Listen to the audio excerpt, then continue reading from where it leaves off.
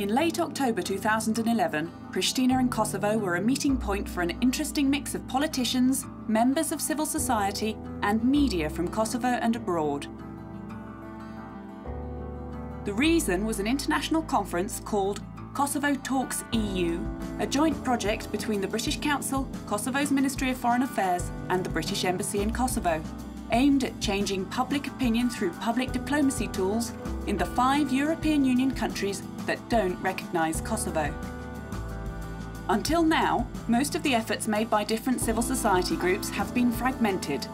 This conference was the first attempt for a coordinated approach to channel all lobbying activities in the same direction. Participants from Spain, Greece, Romania, Slovakia and Cyprus were invited for a 3-day visit to Kosovo. They spent the first day meeting the highest-ranking Kosovo officials and international dignitaries and debating issues such as why Kosovo matters in EU foreign policy and whether there is a European perspective for Kosovo, as well as learning about reflections from Spain on Kosovo's independence and potential recognition. The conference sparked interesting discussions between participants.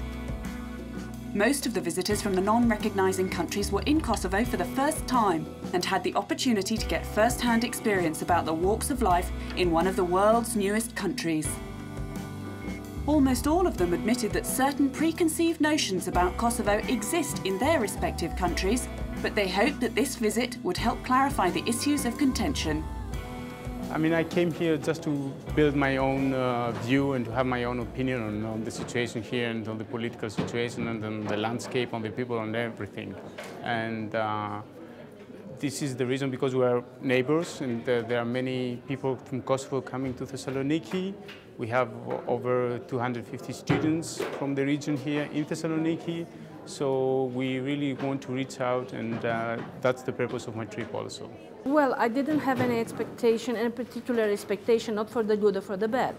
But the reaction of my friends and colleagues were, take care, it's dangerous. May you return safe and things like this. And I think that this is something that we people keep in mind, that this must be a dangerous place. All we know about Kosovo is what we read in the media, and what we read in the media is about Romanian troops involved here. Today's panelists provided to all the participants from non-recognizing countries very strong arguments why Kosovo should be recognized as an independent country and why Kosovo already is an independent country. And these are the arguments the participants are taking back homes, and these are the arguments which are to be shared in our 5 non-recognizing countries. I think that the attitude of Spain is going to change. Actually, it started to change last year after the decision of the International Court of Justice in 2010 on the legality of Kosovo, because Spain claimed that the declaration of independence was illegal. And once the International Court of Justice has declared that was not illegal, the Spanish position is much more pragmatical, is much more political, and that's good, because when you have a very normative view about legality, it's very difficult to change your position. But if your position is much more political, it can be more pragmatical. Kosovo politicians, international dignitaries and Kosovo civil society members were all active participants in the conference. They offered their views on how Kosovo has evolved from a post-war nation governed by the UN to an independent country that is still struggling to gain recognition from certain European and world states. In most cases, they are focusing their efforts in helping Kosovo to avoid becoming a ghetto within the Western Balkans and isolating its people.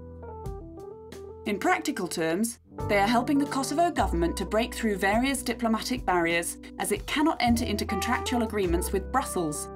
All the integration processes are therefore hindered by the lack of consensus within the EU. That is why conferences such as this one are helpful, changing public opinion in the non-recognising countries and helping people of similar interests and professions bridge the political gaps between their respective countries. This has been a rather unique event because it's been a dialogue, a conversation between the Kosovo institutions, the countries that do recognise Kosovo from within the EU and the countries that don't recognise Kosovo within the EU. And I think perhaps we've had a lot of emphasis recently on dialogue between Belgrade and Pristina. That is immensely important. But I think there needs to be more dialogue between the countries that recognise Kosovo within the EU, our partners who don't recognise, and of course the Kosovo institutions. Well, I think this is a really good opportunity for people to come together, exchange views, and I think ultimately dispel a lot of the myths about Kosovo, misperceptions, a chance for people to come from abroad, particularly from countries that haven't recognized, meet with members of all the communities here and get a better appreciation for just how dynamic Kosovo is today and with the positive directions it's moving in. Being able to discuss in this manner from different perspectives with participants that represent official positions of the EU institutions, EU member states, Kosovo institutions, but also civil society is really providing for a rich discussion, and we should see more of this in the future. During the second day of the visit, participants had a busy agenda. They visited the Kosovo Parliament, where they met the Kosovo Speaker of Parliament, a group of women parliamentarians, and the Committee of Foreign Affairs.